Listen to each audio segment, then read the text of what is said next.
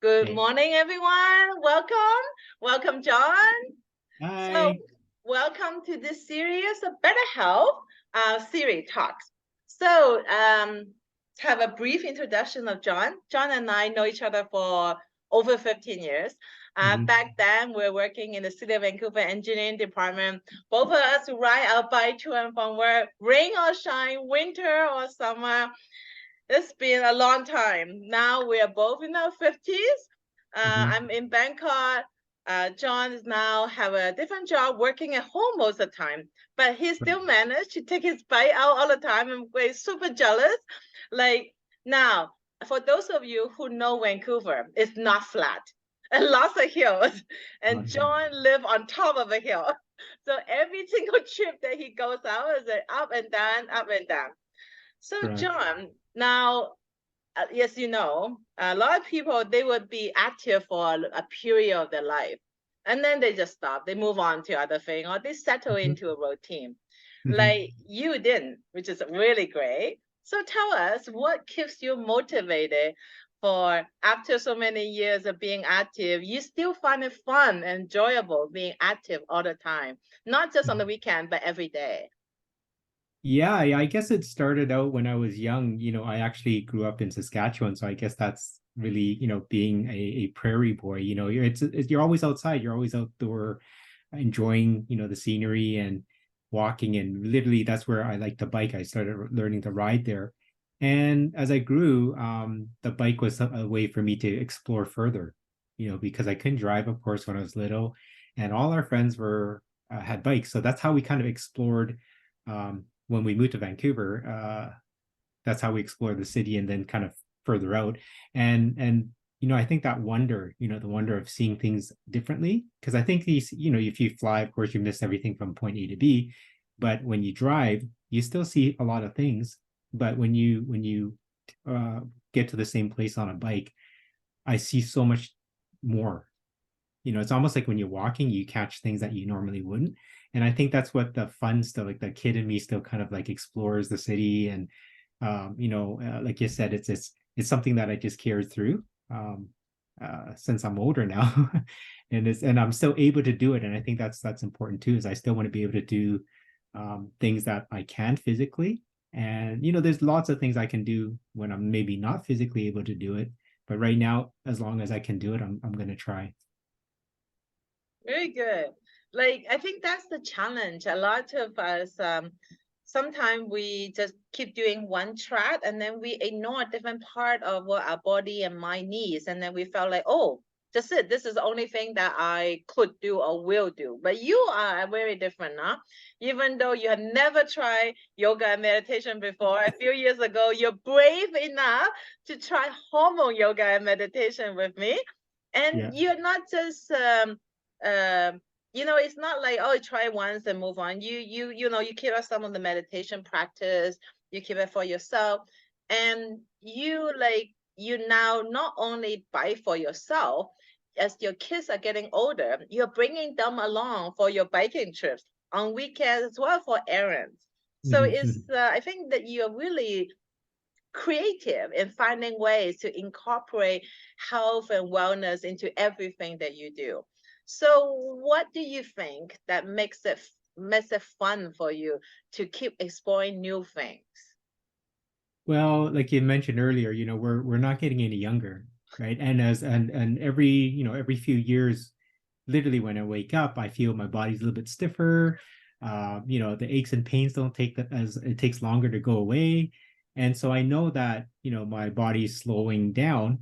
And to offset that, I try to do what I can, and I take advantage of, like you said, in Vancouver, we do have a pretty good, cycling infrastructure. We have a really good pedestrian infrastructure. We have a lot of things that we take for granted. And so whenever I get a chance to, I'm always, I think I mentioned to you, I bought an e-bike. So I have an e-bike now that I use to get around. So when, instead of even taking the bus, I would rather just take the bike. And so anytime really, if I can run or if I can bike, I love to do those, to do errands or just to meet a friend at a coffee shop. But I think getting older, I start to see that I need to do more, because whatever helped me stay in shape or stay healthy when I was 20 is different it's still the same, but it's a little bit different when you're in your 40s and then 50s and then onwards. And you may not be as fast, you may not be able to lift as much. Maybe the flexibility maybe goes away, but if you stay on top of it, it's easier to not fall back. Like kind of, you got to keep the car running, right? Or else Yeah, everything starts getting totally. rusty. It starts getting rusty, and I don't And want to I'm get glad rusty. that you're not one of those guys who are like refuse the whole e-bike thing. It's like, no, that's for old people. That's for lazy people. It's not. As we get It's so older, much we fun. It's we so much we need fun. to find things that still get us out there in the Yeah. element. This still makes a lot of effort to ride an Well, e-bike. It's not like you're cruising the whole way. no, because you can turn it off, you can turn it on, you can have different levels of assisting. So, you can't have it strictly as a bike. But I think what you're mentioning too is there's options, right? There's many, many options that we can try.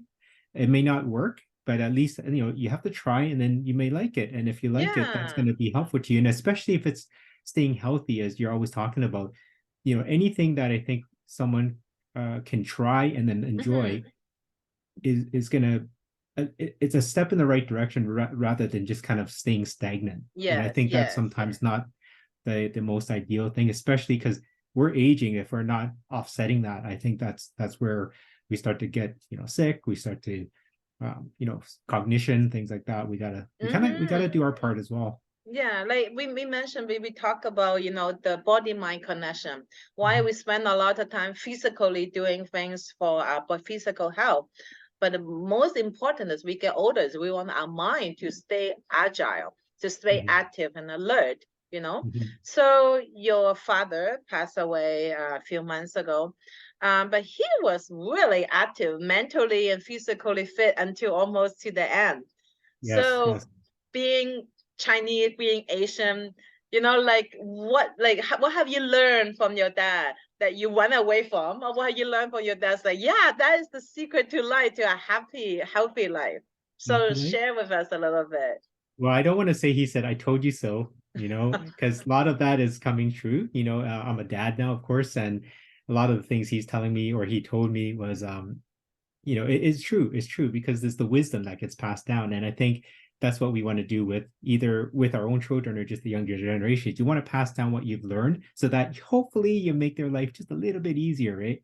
And so what he's kind of taught me was one thing I didn't know, one thing I noticed, after I've had time to think about it. And he passed away in August. So it's almost 9 months, right? 9 months now. And he was never really um, mad. Like he always had a positive outlook. So when you talk about the brain kind of health, Yes.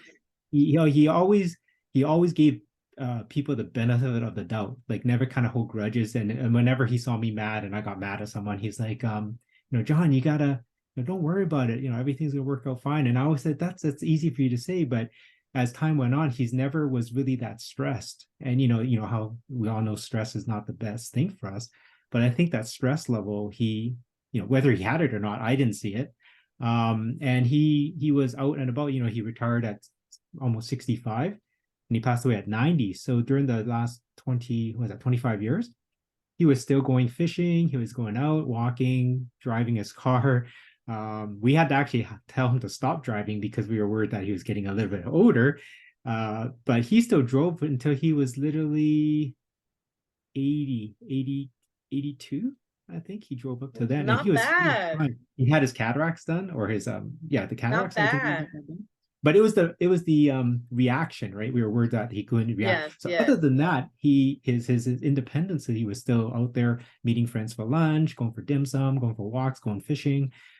He still liked to enjoy doing that, and I think I hope when I'm retired, hopefully soon, is that I'll be able to, again, to be able to enjoy life later on. I Yes. think it's important to take care of yourself now because then you can um, enjoy your physical and also your mental and all of it. For those of our spiritual, I think that carries along as well because you want to. It's not just hit 65 and then it's all downhill. It's when we No, retire, it's I our hope goal. not. But when we retire at 55, 65, whenever you want to, we should be able to soar and fly and shine and enjoy life even more. Yes, And that's what I'm totally looking agree. forward to. that's what I'm looking forward to. So I guess that's my main reason of taking care of myself whenever I can, so that not only will I be able to enjoy my life later on, but it'll be with my wife and my kids and hopefully lots of grandkids as well. And you have to be healthy in many ways to run around with your grandkids. Yeah, well, I like your ideas, not just surviving the second half of life, but actually soar on the second Thriving. half life. I like that. I like that. I like that attitude a lot. And you do see a lot of people when they finally stop the daily stress. They're like, oh, their body is healthier, their mind's more clear. They are able to have more control of their life. And I think Mhm. your dad's whatever that he did to help him to change his attitude and managing his stress. Body does a lot because Right. as you know, stress is the number one killer for disturber for our nervous Mhm. system Mhm. and our hormone system, and Right. that those two controls our big influence on mental and physical health. So Mhm. whatever your dad did, it was working for him. Very, Yeah, so very I'm good. just kind of following. I'm trying to remember, like, what did he do now? What did he do? So I'm trying to think of, Very okay, good. That's did good. he eat That's a this? Did really he not nice eat this? way to remember your dad. Yeah, and it goes back to what I said earlier, is that, whether it's our parents or our grandparents or people even further ahead of us, they've paved the way for us in some way, right? And it's knowledge passed down, it's habits, it's way of living, things like that, and just the way you treat people. And I think that all is a holistic view, right? You can't just say I eat better, I exercise only, I sleep well, I drink lots of water. There's so many more facets to that, and that's what makes, I think, life exciting, because all of us is trying to figure out that piece of puzzle for us. Like, we all have a different puzzle that we're trying to uh, piece together, Yes. and everybody has a different starting point, but you have to start, right? Because if you don't start, then the it's so much harder to start later on. It's like One trying to play step the at a piano. time, one little step at a time. Yeah, yeah. Yeah, well, John, thank you. I've always enjoyed talking with you. You're always so positive. I think you're already soaring already.